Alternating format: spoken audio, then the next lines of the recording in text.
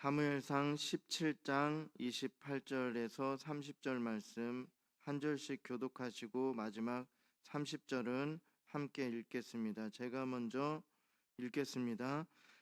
큰 형 엘리압이 다윗이 사람들에게 하는 말을 들은지라. 그가 다윗에게 노를 바라여 이르되 내가 어찌하여 이리로 내려왔느냐? 들에 있는 양들을 누구에게 맡겼느냐? 나는 내 교만과 내 마음의 완악함을 아노니 내가 전쟁을 구경하러 왔도다. 다윗이 이르되 내가 무엇을 하였나이까? 어찌 이유가 없으리까? 하고 함께 읽겠습니다. 돌아서서 다른 사람을 향하여 전과 같이 말하매 백성이 전과 같이 대답하니라. 아멘.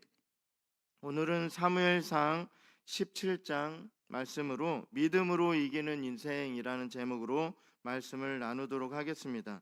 오늘 함께 읽은 말씀을 나누면서 이 세상에서 그리스도인으로서 어떻게 살아야 할지에 대해서 알아보길 원합니다. 오늘 본문에서 우리는 다윗을 중심으로 생각해 볼 때 형에게 혼이 나고 꾸짖음을 당하는 그러한 모습을 보게 됩니다. 다윗은 자신의 명예나 신분의 변화를 위해서 골리앗과 싸우려 한 것이 아닙니다. 다윗의 마음 가운데에는 거룩하신 하나님의 이름을 모욕하는 할례받지 않은 민족의 모습에 거룩한 분노로 나아가 싸우려고 한 것입니다. 이러한 모습은요, 성도의 마땅한 본분입니다. 우리가 부모님을 향해 하는 욕이나 조롱은 어떻습니까? 이것은 너무나도 참을 수 없는 심한 것입니다.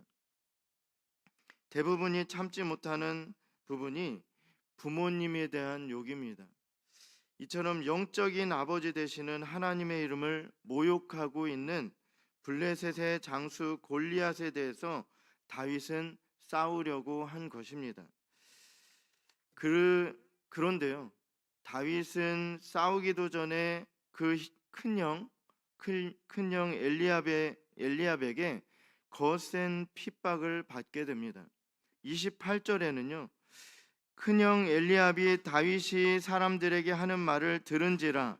그가 다윗에게 노를 바라여 이르되 내가 어찌하여 이리로 내려왔느냐?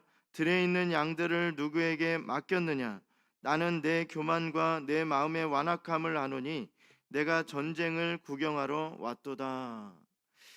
이렇게 하나님을 모욕하는 골리앗을 향해서, 그리고 또한 이방 나라인 그 블레셋을 향해서 다윗은 싸우려는 의지가 있었어요. 그리고 이제 골리앗을 싸워서 이제 싸우려고 하는 그러한 시점이에요. 그러면 큰형이라는 사람이 그 다윗에게 이렇게 힘을 주어도, 그 응원을 해도 부족한데도 불구하고 이 엘리압은요, 무시를 합니다.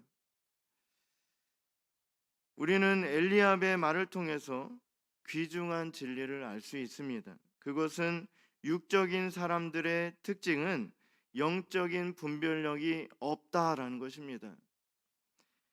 고린도전서 2장 14절에는요 또 이렇게 말씀합니다. 육에 속한 사람은 하나님의 성령의 일들을 받지 아니하나니 이는 그것들이 그에게는 어리석게 보임이요 또는 또 그는 그것들을 알 수도 없나니 그러한 일은 영적으로 분별되기 때문이라.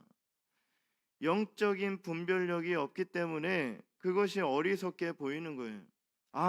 저 큰 골리앗을 어떻게 이겨? 이거는 100명이 나가도 싸워도 패할 수밖에 없는데 다윗, 네가 어떻게 가서 이기려고 하냐라는 거예요.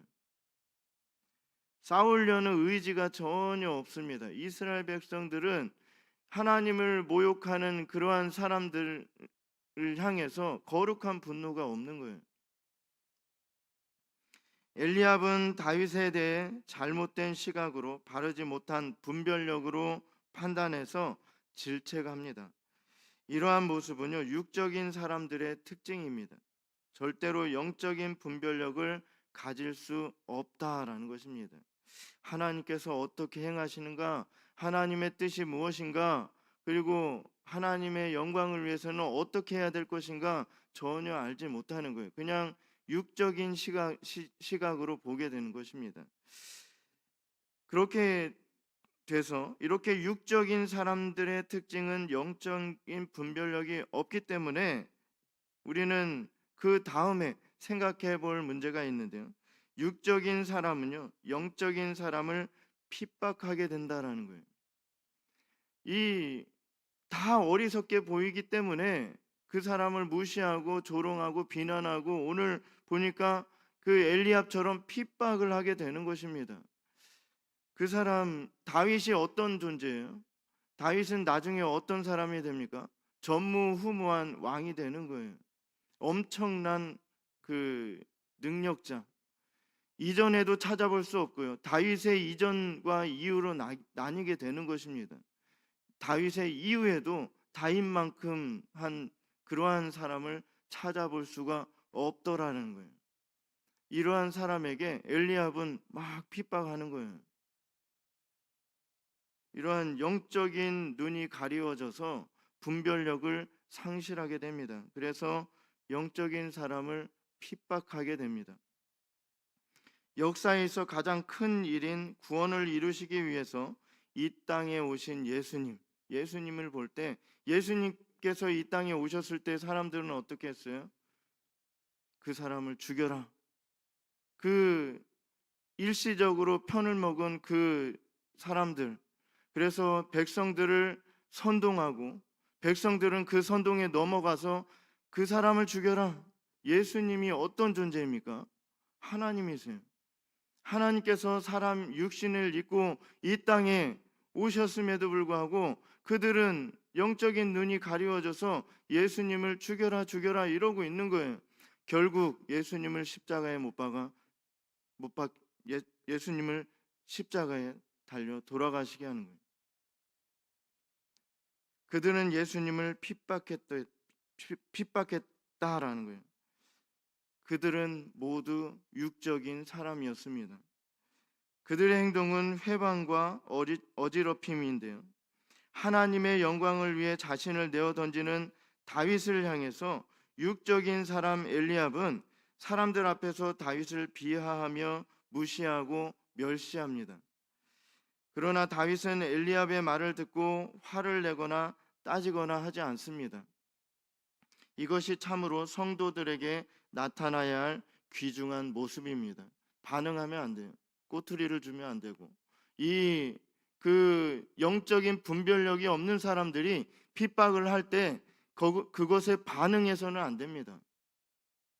이것이 성도들에게 나타나야 할 모습이다라는 거예요. 다윗은 절대로 엘리압과 싸우지 않았습니다. 다윗의 모습은 30절에 이렇게 돌아서서 자신의 감당해야 할 것에 집중하는 모습을 보입니다. 엘리압의 회방에도 핍박에도 다윗은 반응하지 않습니다. 이것을 통해서 우리는요, 이렇게 육적인 사람의 특징은 영적인 분별력이 없다. 이 육적인 사람은 영적인 분별력이 없기 때문에 영적인 사람을 핍박한다. 그 다음에 우리가 볼 것은 이 영적인 사람은요, 믿음으로 육적인 사람의 핍박을 이겨냅니다. 성경의 인물 중에도 이와 비슷한 모습을 보여주는 인물이 있는데요, 바로 요셉이에요.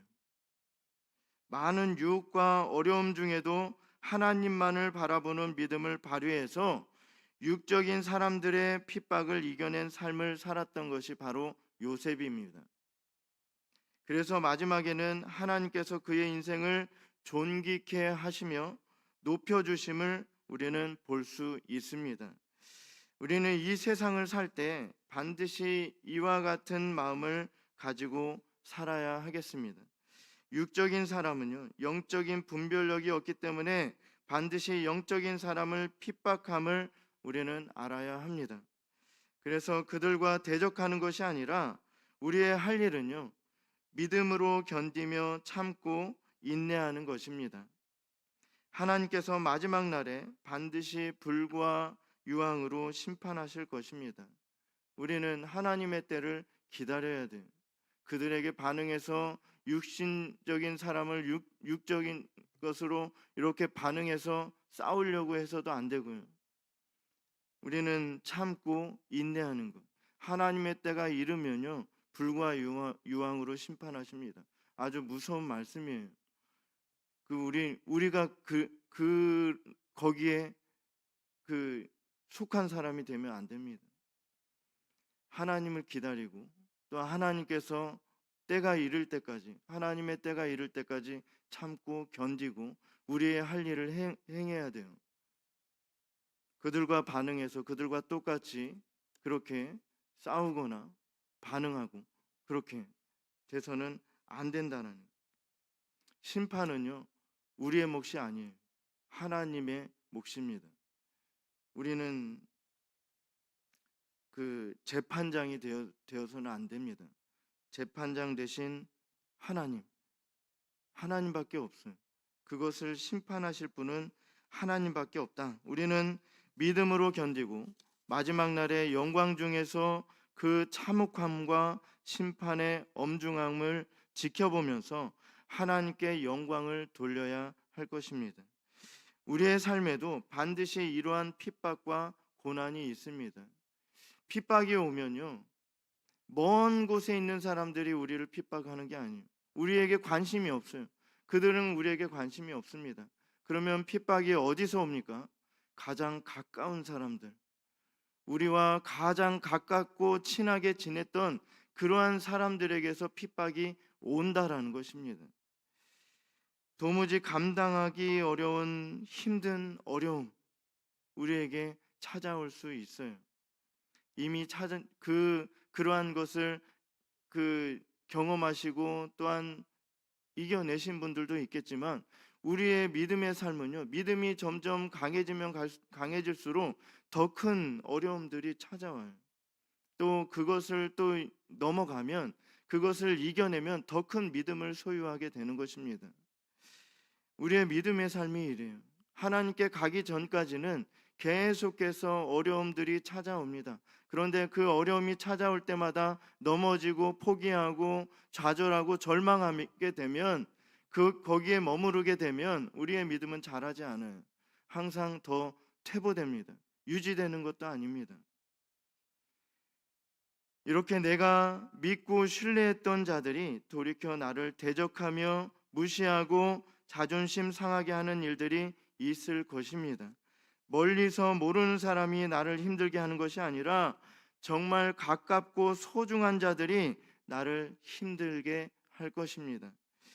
그들은 육적이며 우리는 영적이기 때문입니다. 육적인 사람은요, 이렇게 하게 돼 있어요. 왜냐하면 영적으로 살아가는 사람들, 하나님만 바라보면서 어떤 핍박에도 반응하지 않고 한 대를 때리면 10대를 막 때리면 더 이상 핍박이 안 올 것 같죠. 그런데 그렇지 않습니다. 우리에게는요 무기가 있어요. 하나님께 가지고 가는 거예요. 그런데 우리의 무기는 한 대를 때릴 때 10대를 때리는 것이 아니라, 우리의 무기는 한 대를 맞으면 하나님께 가지고 가는 거예요.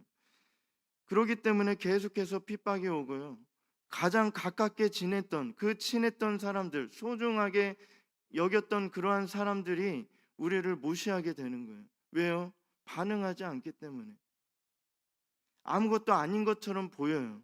그런데 영적인 눈이 뜨이면요, 하나님이 보이게 되어 있어요. 하나님이 안 보이니까 그 핍박에 반응하지 않는 그 연약한 한 사람만 보이는 거예요. 멀리서 모르는 사람이 나를 힘들게 하는 것이 아니라 정말 가깝고 소중한 자들이 나를 힘들게 한다.